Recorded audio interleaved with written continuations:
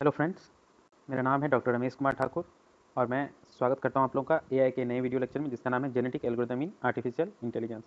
तो ये local search का लास्ट टॉपिक है।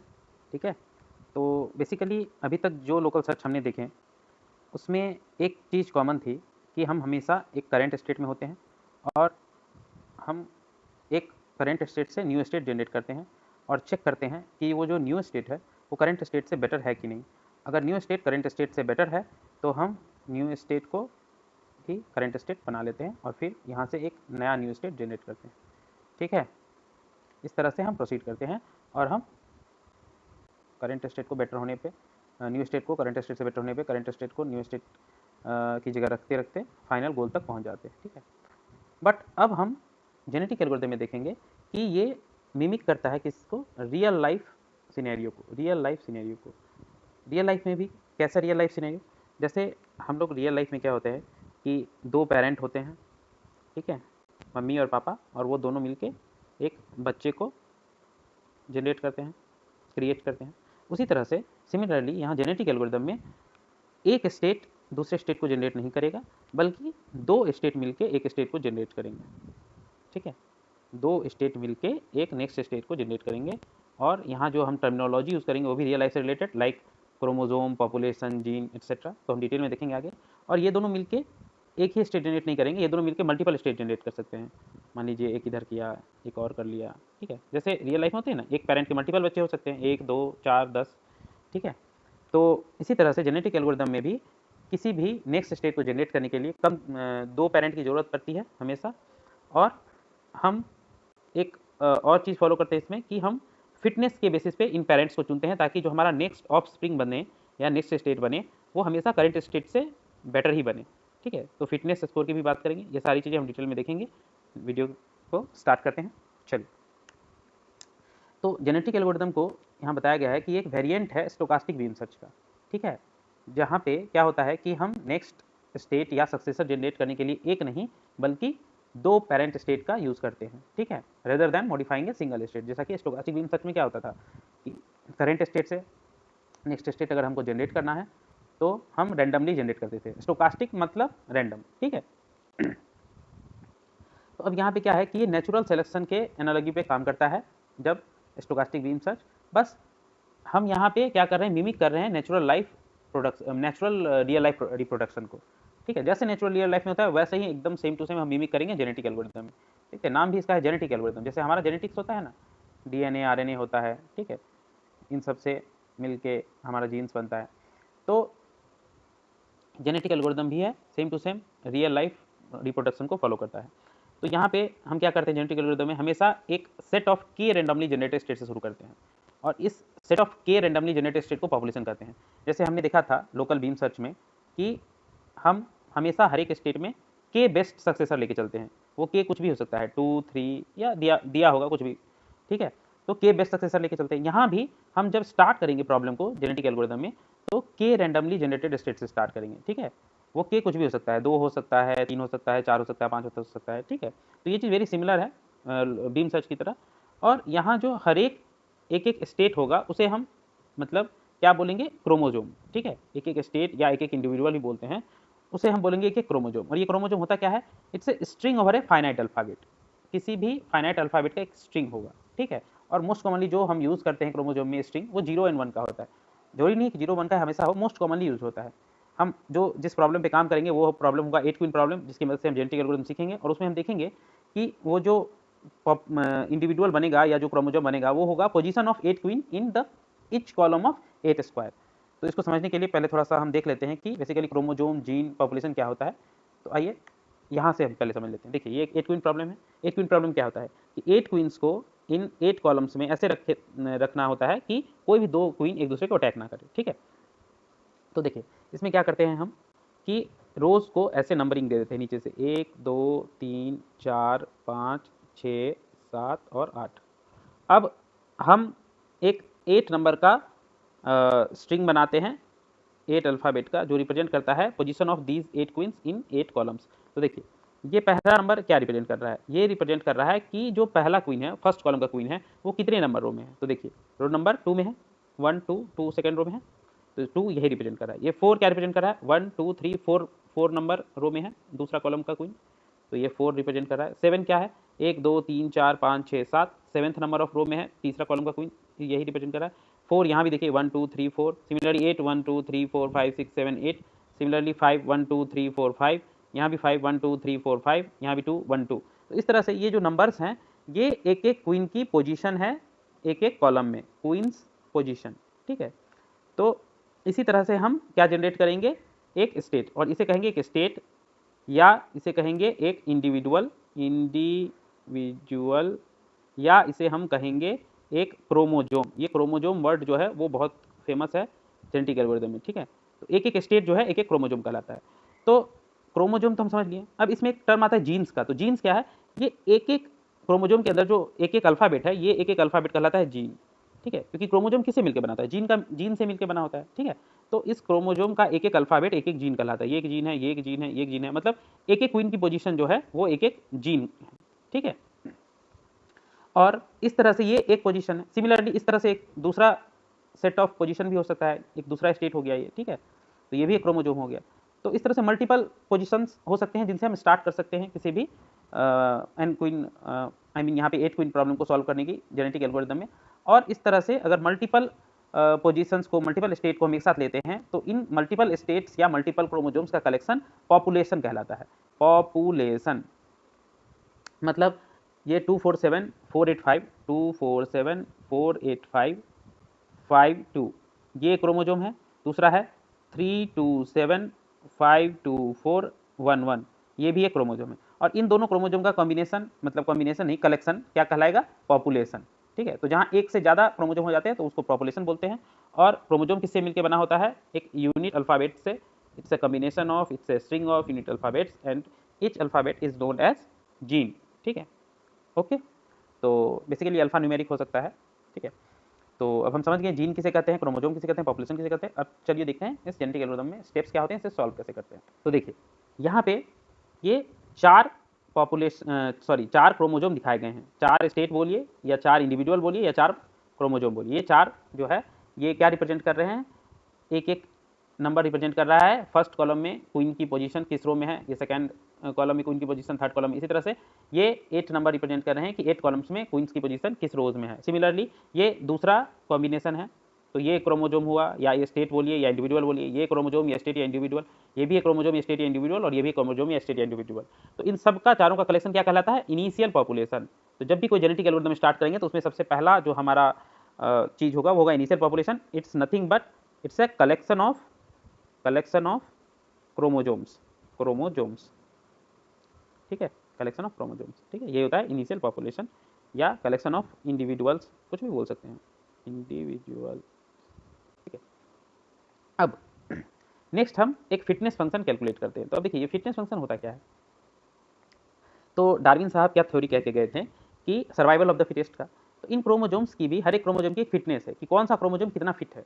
अब ये कैसे हम निकालेंगे, ये निकालेंगे on the basis of the heuristic value. तो ह्यूरिस्टिक क्या होती थी, यहाँ ह्यूरिस्टिक हमने यहाँ देखा है कि नॉन अटैकिंग पेयर्स को यहाँ ह्यूरिस्टिक की तरह लिया है। अभी तक हम ह्यूरिस्टिक अटैकिंग पेयर्स को लेते थे, बट यहाँ पे नॉन अटैकिंग पेयर्स को ह्यूरिस्टिक लिया है। क्यों, क्योंकि फिटनेस फंक्शन जब भी हम निकालते हैं तो किसी चीज़ को फिट दिखाने के लिए हमें उस चीज़ का पॉजिटिवनेस दिखाना पड़ता है। और वो जो ह्यूरिस्टिक हम लेते थे, जो अटैकिंग पेयर्स, उसको हमको हमेशा जीरो की तरफ ले जाना होता था। बट फिटनेस को हमेशा ऊपर की तरफ हम दिखाएंगे, मैक्सिमम वैल्यू ज़्यादा बेटर होगा। कोई ज़्यादा फिट है मतलब क्या, उसकी चीज़ें फिटनेस स्कोर ज़्यादा है। तो यह फिटनेस फंक्शन की बात हो रही है। तो यहाँ हम हमेशा ऐसा ह्यूरिस्टिक लेंगे जो ज़्यादा डिनोट करेगा कि वो बेटर है, ठीक है। तो यहाँ जस्ट उसका उल्टा ले लिया, अटैकिंग पेयर्स की जगह नॉन अटैकिंग पेयर्स को ले लिया। तो इस क्रोमोजोम में, यानी कि इस इंडिविजुअल में, इस कॉन्फ़िगरेशन ऑफ क्वींस में 24 अटैकिंग नॉन अटैकिंग पेयर्स बन रहे थे। तो ये इसका 24 जो हो गया, ये इसका फिटनेस का वैल्यू हो गया, फिटनेस स्कोर हो गया। इसका 23 नॉन अटैकिंग पेयर, यहाँ 20 नॉन अटैकिंग पेयर, और यहाँ 11 नॉन अटैकिंग पेयर बन रहे थे, ठीक है। तो उसके बेसिस पे देखिए यहाँ पे फिटनेस फंक्शन जो है एक परसेंटेज जनरेट किया गया है, ठीक है।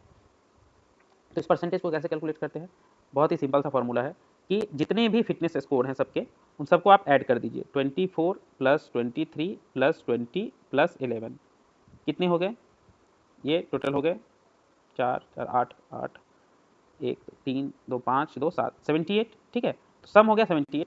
अब इसका हमको पहला क्रोमोजोम का फिटनेस वैल्यू निकालना है, ठीक है।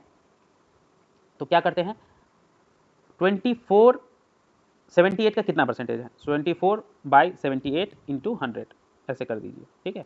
तो ये लास्ट में आप देखिएगा 12 दूना 24, सॉरी 6 चौक 24, 18, 400/13, तो ये आप देखिएगा करीब करीब 31% ये आएगा। तो वही 31% यहाँ पे लिखा हुआ है, ठीक है। इसी तरह से निकालते हैं। दूसरा क्या है, 23/78 इंटू 100, तो ये आएगा 29%। ये है 20/78 इंटू 100, तो ये आएगा 26%। ये 11/78 इंटू 100, तो ये आएगा 14%। तो इसी तरह से ये फिटनेस फंक्शन जो है वो डिसाइड किया हुआ है किसका कितना परसेंटेज होगा। तो हम अब समझ चुके हैं फिटनेस फंक्शन कैसे निकालते हैं। पहले हम देख लेंगे ह्यूरिस्टिक की वैल्यू क्या है, सारे ह्यूरिस्टिक की वैल्यूज को प्लस कर देंगे, एक टोटल निकाल लेंगे। उसके बाद जो भी टोटल निकलेगा तो उस पर्टिकुलर क्रोमोजोम की फिटनेस वैल्यू में उस टोटल सम को डिवाइड करके इंटू 100 कर देंगे, तो वही हो जाएगा उसका फिटनेस फंक्शन, ठीक है, वही हो जाएगा उसका फिटनेस फंक्शन, ठीक है। तो फिटनेस फंक्शन हमने सबका निकाल लिया। अब on the basis of fitness function जो सबसे पहला स्टेज होता है वो होता है सिलेक्शन, ठीक है। वैसे सबसे पहला स्टेज तो यही है कि फिटनेस फंक्शन ही निकाला, तो ऐसा कहेंगे कि अब जो दूसरा स्टेज होता है जेनेटिक एल्गोरिथम में वो होता है सिलेक्शन। तो देख लेते हैं सिलेक्शन कैसे होता है। तो चलिए हमने बोर्ड साफ कर दिया। सिलेक्शन के बहुत सारे तरीके होते हैं, ठीक है। यहाँ हम दो तरीकों पे बात करेंगे मेनली, जो काफ़ी फेमस है। एक होता है Rowlatt wheel selection, Rowlatt wheel selection, और एक को कहते हैं टूर्नामेंट सिलेक्शन। तो रॉलेट व्हील सिलेक्शन में क्या होता है, देखिए हम एक व्हील बनाते हैं, ठीक है, व्हील बनाते हैं, और इसमें जितने क्रोमोजोम्स हैं, मान लीजिए इन क्रोमोजोम के मैं नाम दे रहा हूँ, ये C1 है, ये C2 है, ये C3 है और ये C4 है, ठीक है। हर एक क्रोमोजोम को कुछ ना कुछ एरिया दिया जाएगा, ठीक है। जैसे कैसीनो में देखते हैं ना, कैसीनो में क्या होता है, एक सर्कल होता है, उसके बाद कुछ कुछ नंबर्स लिखे रहते हैं। तो सबको सारे क्रोमोजोम्स को एरिया दिया जाएगा, बट एरिया कैसे दिया जाएगा उसका एक रूल है। जिसका फिटनेस स्कोर ज़्यादा है उसको ज़्यादा एरिया मिलेगा। जैसे C1 का 31% है तो इसको 31% एरिया मिलेगा। देखिए ये अगर हो जाता तो 25 हो जाता, तो 31 अराउंड कितना होगा, तो C1 को इतना एरिया दिया जाएगा और ये 31% होगा, ठीक है। सिमिलरली उसके बाद क्या है, सबसे ज़्यादा एरिया 29% है C2 का, तो C2 को करीब करीब दिया जाएगा 29%। ये C2 है, 29% इसको मिल गया, ठीक है। According to fitness function area दिया जाता है सबको उस रॉलेट व्हील पे, इस व्हील को ही रॉलेट व्हील कहते हैं। और उसके बाद C3 को 26% है, तो इसको करीब करीब 26% एरिया दिया जाएगा। ये है C3 26%, ठीक है। और लास्ट में C4 जो है उसको 14%, तो C4 को देखिए 14% कम एरिया मिला।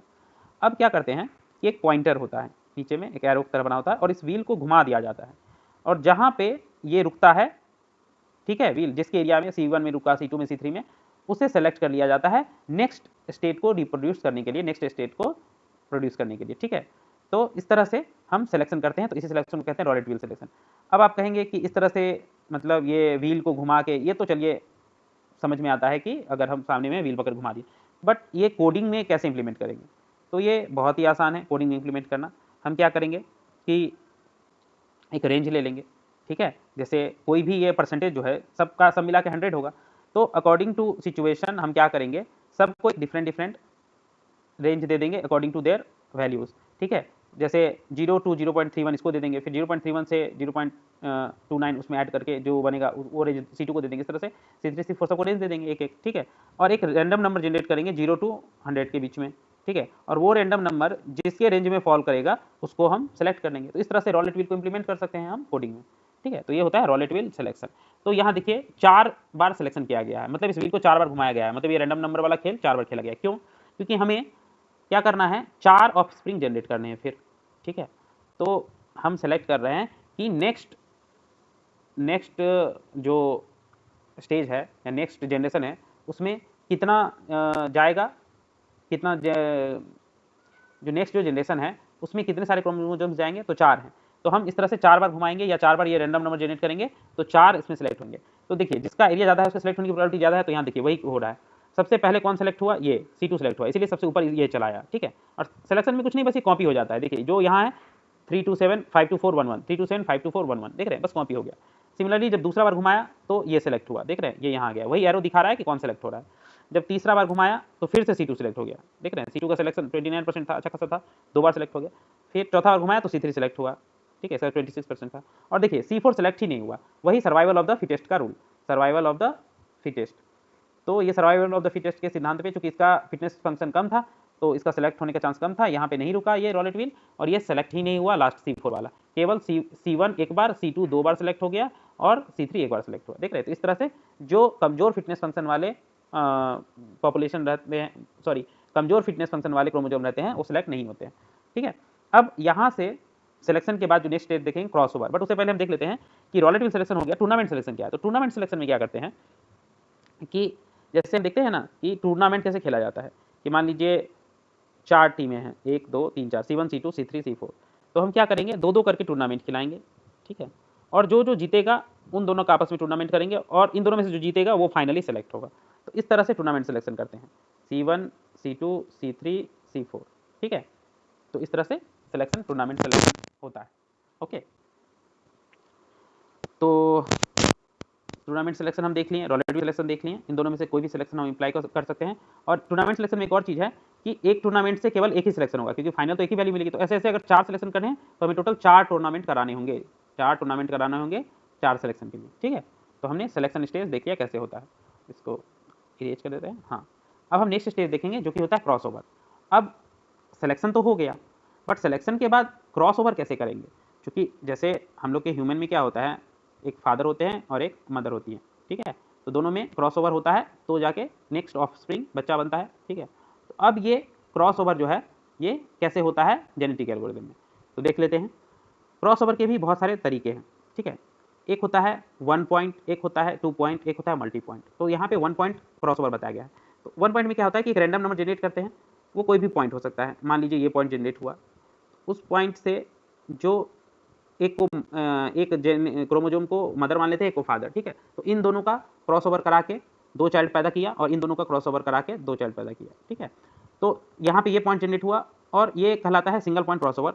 यहाँ हम थोड़ा सा दिखा देते हैं आपको।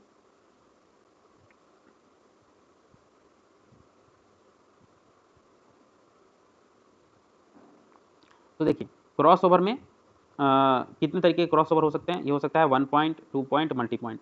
तो 1 point cross over, 1 point, 2 point cross over या multi point cross over, multi point cross over. तो देखिए 1 पॉइंट क्रॉस ओवर क्या होता है, इसमें कोई एक पॉइंट जनरेट किया जाता है और क्रोमोजोम्स में उस पॉइंट के बाद एक क्रोमोजोम का एक पार्ट रख लिया जाता है और दूसरा पार्ट जो है वो एक दूसरे का एक्सचेंज कर लिया जाता है। ठीक है, तो वही यहाँ पे दिखाया गया 1 पॉइंट क्रॉस ओवर। ये पॉइंट सेलेक्ट हुआ इन दोनों में, और इन दोनों में क्या किया, ये पार्ट रख लिया गया, ये पार्ट इसने अपना रख लिया और इसका ये पार्ट यहाँ आ गया और इसका ये पार्ट यहाँ आ गया। तो देखिए क्या बना, 327 ये अपना था। इस पॉइंट के बाद, सिंगल पॉइंट के बाद ये नीचे वाला 48552 ऊपर आ गया और इसका 247 पहले से था, इसका 52411 नीचे आ गया। तो इस तरह से देखिए क्रॉस ओवर हो गया। ठीक है, इसी को कहते हैं क्रॉस ओवर, और यही था 1 पॉइंट क्रॉस ओवर। सिमिलरली यहाँ पे ये वाला पॉइंट सेलेक्ट हुआ और पहला पार्ट दोनों अपना अपना रखेगा और ये दोनों पार्ट एक दूसरे से एक्सचेंज कर लेगा। इसका पहला पार्ट है, देखिए इसका 124 ऊपर चला गया और इस 411 जो है वो नीचे चला आया इसमें। ठीक है, तो ये हुआ 1 point cross over. 2 point cross over क्या होता है, इसमें ऐसे ऐसे 2 पॉइंट सेलेक्ट किए जाते हैं। ठीक है, ऐसे ऐसे 2 पॉइंट सेलेक्ट किए जाते हैं, 1 2। मान लीजिए इधर 2 नंबर है 0 1, इधर है 2 3। ठीक है, और इधर मान लीजिए नंबर, सॉरी 0 का तो यूज़ नहीं करते हैं, मान लीजिए इधर है 1 2, इधर है 2 3, बीच में है 3 4 5, इधर है 6 8 1। ठीक है, और इधर है मान लीजिए फिर 3 6 और इधर है 5 2। ठीक है, तो अब मान लीजिए 2 पॉइंट क्रॉस ओवर में क्या होता है कि एक पॉइंट रखता है और ये दूसरा पॉइंट दोनों एक दूसरे से एक्सचेंज कर लेता है, फिर ये तीसरा पॉइंट रख लेगा। ठीक है, तो ये क्या बन जाएगा, ये ऊपर वाला बन जाएगा 1 2, बीच वाला एक्सचेंज कर लेगा 6 8 1 और फिर ऊपर वाला रख लेगा 3 6। सिमिलरली नीचे वाला क्या बन जाएगा 2 3, ये ऊपर वाला 3 4 5 ले लेगा 3 4 5 और फिर 5 2 अपना रख लेगा। तो इस तरह से होता है 2 पॉइंट क्रॉस ओवर। ठीक है, कि पहला पार्ट जो है दोनों अपना अपना रख लेता है, बीच वाला जो है एक्सचेंज कर लेता है एक दूसरे में और फिर लास्ट वाला पार्ट रख लेता है। तो ये होगा 2 पॉइंट। अब मल्टी पॉइंट क्या, मल्टी पॉइंट में यही पॉइंट एक जो है मल्टीपल हो जाएंगे, 2 से ज़्यादा, मतलब मान लीजिए 1 2 3 पॉइंट हो गए। तो इसमें क्या होता है, एक पार्ट रख लेता है, दूसरा पार्ट क्रॉस ओवर कर देता है। 2 बना लेता हूँ मैं, अच्छे से समझ में आ जाएगा। तो क्या होता है, दोनों अपना अपना ये पार्ट रख लेगा और ये पार्ट क्रॉस ओवर कर लेगा, एक्सचेंज कर लेगा, फिर तीसरा पार्ट रख लेगा, चौथा पार्ट क्रॉस ओवर कर लेगा। तो जितने भी हो मल्टी पॉइंट में सब एक पार्ट रखेंगे, दूसरा पार्ट क्रॉस ओवर, तीसरा पार्ट रखेंगे, चौथा पार्ट क्रॉस ओवर, पांचवा पार्ट रखेंगे, छठा पार्ट क्रॉस ओवर। ठीक है, तो इसी तरह से चलता जाता है मल्टी पॉइंट क्रॉसओवर, ठीक है। तो हम क्रॉसओवर को अच्छे समझ गए। यहाँ तो केवल सबसे बेसिक वाला सिंगल पॉइंट लिया गया है। क्या है, पहला पार्ट रखा, दूसरा पार्ट क्रॉसओवर, ठीक है। यहाँ भी इतना में दोनों अपना पहला पार्ट रखा, दूसरा पार्ट क्रॉसओवर, तो यही होता है क्रॉसओवर। तो हम क्रॉसओवर समझ गए हैं कि क्रॉसओवर के बाद हमें एक और नेक्स्ट जनरेशन ऑफ स्प्रिंग मिलता है, ठीक है। ओके, तो अब हम देखेंगे नेक्स्ट स्टेज जो कि होता है म्यूटेशन। तो अब म्यूटेशन में क्या होता है, देखिए म्यूटेशन में हम कोई भी एक पर्टिकुलर बिट को, पहले हम देख लेते हैं म्यूटेशन हो कितने प्रकार का हो सकता है। बहुत तरह के होते हैं। जो सबसे कॉमन म्यूटेशन होता है, एक होता है बिट फ्लिपिंग, ठीक है, और एक होता है बिट इंटरचेंज, ठीक है। तो बिट फ्लिपिंग में क्या होता है कि कोई एक पर्टिकुलर बिट सेलेक्ट किया जाता है, मान लीजिए इसमें ये बिट सेलेक्ट हुआ, ठीक है, और इसको फ्लिप कर दिया जाता है, ठीक है। तो पहले देखिए ये बिट क्या था, इसमें ये बिट 7 था, इसको फ्लिप कर दिया, ठीक है। मतलब कुछ भी एक रैंडम नंबर जनरेट किया 1 to 8 के बीच में और उससे उसको रिप्लेस कर दिया, ठीक है। तो एक पर्टिकुलर बिट उठा के उसमें कुछ चेंजिंग कर देते हैं, ठीक है। हमने म्यूटेशन के बारे में हम जानते हैं कि म्यूटेशन क्या होता है कि एक सडन कोई नया गुण आ जाता है जीन्स में, तो उसे ही कहते हैं म्यूटेशन। और म्यूटेंट्स जो होते हैं, हमने मूवीज़ में देखे हैं, खास के जो एक्स मैन की सीरीज़ है उसमें देखे थे, उनमें कुछ स्पेशल पावर्स होती हैं, क्योंकि उनके जीन्स में कुछ जो पार्ट होते हैं वो म्यूटेट हो जाते हैं, उनमें कुछ स्पेशल एबिलिटी आ जाती है। तो सिमिलर यहाँ भी है कि इस पूरे क्रोमोजोम के किसी एक जीन में सडन कुछ चेंज आ जाता है। तो देखिए जो ये बिट था इसमें सडन चेंज आ गया और 7 2 में बदल गया, इसे ही कहते हैं बिट फ्लिपिंग म्यूटेशन। सिमिलरली यहाँ पे ये लास्ट बिट को सिलेक्ट किया, सारे बिट सेम है, देख लीजिए 244 154 1 244 154 1 सब है, बट ये लास्ट वाला जो एक था ये सेलेक्ट हुआ और इसको फ्लिप करके 7 बना दिया गया, ठीक है। ये फ्लिप करके किसी को कुछ भी बनाया जा सकता है, मतलब 1 को 1 to 8 में से किसी भी चीज़ से फ्लिप कर दिया जा सकता है, ठीक है। सॉरी 1 to 8 से नहीं, 1 तो 1 था ही, तो 2 to 8 के बीच में कुछ भी लेके फ्लिप कर सकते हैं। सिमिलरली यहाँ भी हम 7 था तो इसको 7 को छोड़ के 1 to 8 के बीच में कुछ से भी रिप्लेस कर सकते थे, ठीक है। और यहाँ पे देखिए, यहाँ पे कोई भी रिप्लेसमेंट नहीं हुआ, क्यों? क्योंकि कोई भी बिट सेलेक्ट ही नहीं हुआ म्यूटेशन करने के लिए। तो यहाँ पे म्यूटेशन करने के लिए जो चीज़ हमें चाहिए, यहाँ पे हमें 2 बार रैंडम नंबर जनरेट करना पड़ता है। कोडिंग में इसको हम कैसे करेंगे म्यूटेशन को, हम सबसे पहले एक रैंडम नंबर जनरेट करेंगे और उससे हम सेलेक्ट करेंगे कि कौन सा बिट फ्लिप करना है। पहले हम वो बिट चुनेंगे जो बिट हमें फ्लिप करना है, और वो रैंडम नंबर हम क्या 8 पिन में सेलेक्ट करेंगे, 0 से लेके 8 के बीच में हम वो रैंडम नंबर जनरेट करेंगे। तो अगर मान लीजिए कहीं पे 0 जनरेट हुआ, 0 मतलब कोई पोजीशन नहीं है, 0 पोजीशन तो कोई नहीं है, 0 कॉलम कोई नहीं होता है, 1 से लेके 8 होता है। तो यहाँ पे नंबर 0 जनरेट हुआ था, इसीलिए यहाँ पे कोई भी बिट फ्लिप नहीं हुआ। और अगर 1 से 8 के बीच में कोई होता, मान लीजिए यहाँ पे 1 2 3 जनरेट हुआ था, तो फिर तीसरे बिट को हम फ्लिप करते हैं। तो इस नंबर से, पहले रैंडम नंबर से पता चलता है किस बिट को फ्लिप करना है। उसके बाद फिर हम एक और रैंडम नंबर जनरेट करते हैं, और उससे पता चलता है कि इस जो बिट को हम लिए हैं इसको किससे रिप्लेस करें, इस 7 को किससे रिप्लेस करें। ये रैंडम नंबर क्या होता कि 7 को छोड़ के, मतलब 0 to 6 होता, सॉरी 0 नहीं 1 to 6 होता, ठीक है, या 8 होता। इनमें से कोई भी नंबर हम जनरेट करेंगे रैंडमली और उस नंबर से इसको रिप्लेस कर देंगे, यही होता है म्यूटेशन, ठीक है। तो ये होता है बिट फ्लिपिंग म्यूटेशन, अच्छे समझ गए। यहाँ मान लीजिए 8th पोजीशन जनरेट हुआ था, इसीलिए 1 आया, ये वाला बिट सेलेक्ट हुआ और फिर हम 1 to 8 में कोई नंबर सेलेक्ट किए रैंडम नंबर, तो वो 7 आया, तो उस 7 से इसको रिप्लेस कर दिया, तो ये म्यूटेट होकर ये बन गया, ठीक है। अब दूसरा बिट इंटरचेंज क्या होता है। बिट इंटरचेंज में जो है, सो ये 2 पोजीशन जो होते हैं वो हम 2 रैंडम नंबर जनरेट करके सेलेक्ट करते हैं कि इसी पॉपुलेशन में कोई भी 2 पोजीशन सेलेक्ट कर लेंगे। मान लीजिए इस पॉपुलेशन में एक पोजीशन ये सेलेक्ट हुआ और एक पोजीशन ये सेलेक्ट हुआ, ठीक है। अब इस दोनों पोजीशन के बिट्स को इंटरचेंज कर देंगे, इसको यहाँ पे, इसको यहाँ पे। तो अगर ऐसा बिट इंटरचेंज होता तो ये क्या बन जाता म्यूटेशन के बाद, 3 2 7 की जगह आ जाता 5, फिर 4 8 5 सेम रहता, और इस वाले 5 की जगह आ जाता 7 और 2, तो ये बन जाता आफ्टर बिट इंटरचेंज म्यूटेशन। अगर इस तरह से होता तो मान लीजिए इस वाले में ये दोनों बिट इंटरचेंज होता 5 2 2 5, तो ये क्या बन जाता बिट इंटरचेंज के बाद, 2 4 7 तक कुछ नहीं, अब 5 की जगह 2 आ जाता तो 2, और 2 की जगह 5 आ जाता तो 5, और फिर 4 1 1, इस तरह से होता है बिट इंटरचेंज। मतलब कोई भी 2 पोजीशन सेलेक्ट होती है और उन 2 पोजीशन के बिट्स आपस में इंटरचेंज हो जाते हैं, ये यहाँ चला जाता है, ये यहाँ चला जाता है। ये बिल्कुल उसी तरह से है जैसे मान लीजिए बहुत लोगों का हम देखते हैं कि किसी किसी का कोई गुण दादा पे चला जाता है, ठीक है, माँ पापा पे नहीं जाता है, दादाजी पे चला जाता है। वो कैसे होता है कि देखिए, इस इतना प्रोसेस करने के बाद जब हम फिटनेस फंक्शन कर लेते हैं, सिलेक्शन कर लेते हैं, क्रॉसओवर और म्यूटेशन सब कर लेते हैं, तब हमारा एक जनरेशन पूरा हो जाता है। तो हम कहते हैं कि एक जनरेशन पूरा हो गया। बेसिकली जब हम कोड करेंगे तो ये क्या होता है, एक इटरेशन होता है, और एक इटरेशन कंप्लीशन को हम बोलते हैं एक जनरेशन कंप्लीट हो गया। तो ये थे, मान लीजिए हम लोग, अब हम लोग से सब कुछ होके ये हुआ हमारा बच्चा।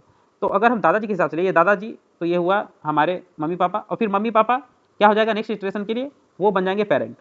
अब फिर उनसे कौन जनरेट हो गए? हम लोग, ठीक है। तो इसी तरह से जो हर एक इटरेशन का लास्ट जो बचता है म्यूटेशन के बाद क्रोमोसोम्स या जो पॉपुलेशन, वो बन जाता है नेक्स्ट इटरेशन का इनिशियल पॉपुलेशन, ठीक है। और ये प्रक्रिया चलती रहती है, चलती रहती है, चलती रहती है। कब तक चलती रहती है? जब तक कि हमें वो जिस चीज़ के लिए फिटनेस फंक्शन, मान लीजिए फिटनेस फंक्शन हमें एक हाईएस्ट वैल्यू नहीं मिल जाती है, फिटनेस फंक्शन एक हाईएस्ट वैल्यू नहीं मिल जाती है। वो हाईएस्ट वैल्यू कुछ भी हो सकती है, जो भी हम डिफाइन करेंगे, ठीक है। तो चूंकि जब ये ह्यूमन के केस में होता है तो हमारे इवोल्यूशन का हाईएस्ट लिमिट कुछ नहीं है, इसीलिए हम कंटिन्यूसली इवॉल्व हो रहे हैं और हमें कुछ ना कुछ नई एबिलिटीज आती ही जा रही है, ठीक है। तो इसी तरह से होता है जेनेटिक एल्गोरिदम। हमारे पास मान लीजिए 8 क्वीन को हम सॉल्व करते तो इस तरह से 4 पॉपुलेशन लिए, हमने उसका फिटनेस स्कोर निकाला। फिटनेस स्कोर किस बेस पे निकाला? कि कितने number of non attacking pairs बन रहे थे, उसके बेसिस पे हमने परसेंटेज कैलकुलेट किया, जो कि फिटनेस फंक्शन हो गया। इस फिटनेस फंक्शन बेसिस पे हमने सिलेक्शन किया। सिलेक्शन सबसे बेसिक कौन सा होता है? Roulette wheel selection. हमने एक व्हील्स पे अकॉर्डिंग टू देयर परसेंटेज उस रीजन्स को रखा, उन सारे क्रोमोसोम्स को रखा और व्हील्स को घुमाया। 4 सिलेक्शन के लिए 4 बार व्हील घुमाया, जो जो सेलेक्ट हुआ उससे हमारा सिलेक्शन के बाद का पॉपुलेशन बना। अब इस पॉपुलेशन पे हमने क्रॉसओवर किया। क्रॉसओवर क्या 1 पॉइंट किया है कि एक पॉइंट जनरेट किया, उससे पहले वाली चीज़ों को रख लिया, बाद वाली चीज़ों को, बाद वाले पोर्शन को आपस में इंटरचेंज कर लिया। तो इससे क्रॉसओवर के बाद हमें नेक्स्ट पॉपुलेशन मिला। इस नेक्स्ट पॉपुलेशन पे हमने म्यूटेशन किया। तो यहाँ पे हमने क्या किया है? Bit flipping mutation. हमने एक रैंडम नंबर से जनरेट किया कि कौन सा बिट फ्लिप करना है, उसके बाद फिर एक रैंडम नंबर जनरेट किया और पता किया कि उस बिट को किस नंबर से रिप्लेस करना है। तो यही होता है बिट फ्लिपिंग म्यूटेशन। और इस बिट फ्लिपिंग म्यूटेशन के बाद जो हमें फाइनल पॉपुलेशन मिली, यही हो जाता है नेक्स्ट इटरेशन का इनिशियल पॉपुलेशन। अब ये चारों आ जाएगा यहाँ पे और हम नेक्स्ट इटरेशन फिर से करेंगे, ठीक है। तो थोड़ा सा बोर्ड साफ कर देते हैं। हाँ, तो अब अगर नेक्स्ट इटरेशन हमें यहाँ पे करनी होती, तो अब अगर हमें नेक्स्ट इटरेशन करनी होती तो ये जितने भी वैल्यूज लिखे हुए हैं ना, ये सारे आ जाते इनिशियल पॉपुलेशन के लिए। तो ये हो जाती इनिशियल पॉपुलेशन, इनिशियल पॉपुलेशन। और हमें इस पे फिर से हर एक क्रोमोसोम्स की क्या निकालनी पड़ती? Fitness score. फिटनेस स्कोर, उसके बेसिस पे फिर फिटनेस फंक्शन, ठीक है, फिटनेस फंक्शन निकालते और फिटनेस स्कोर हुआ, फिटनेस फंक्शन हुआ। फिटनेस स्कोर बेसिकली वही होता है कि जनरली फंक्शन और स्कोर को एक ही बोलते हैं।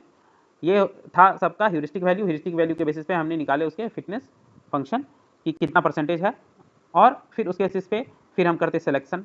सिलेक्शन के बाद करते क्रॉसओवर, फिर करते म्यूटेशन, उसके बाद फिर एक नया जनरेशन जनरेट होता। फिर वो जनरेशन क्या बन जाता? नेक्स्ट इटरेशन का इनिशियल पॉपुलेशन। तो इसी तरह से ये चलते रहता है, ये प्रोसेस अनवरत चलते रहता है जब तक कि हम हाईएस्ट फिटनेस फंक्शन ना पा लें या जो हमारा गोल है वो अचीव ना हो जाए। तो यही था जेनेटिक एल्गोरिदम का वीडियो। आशा करता हूँ कि आप लोगों को समझ में आया होगा and thanks for watching the video. इसी के साथ जो हमारा लोकल सर्च का मॉड्यूल था वो भी खत्म हुआ।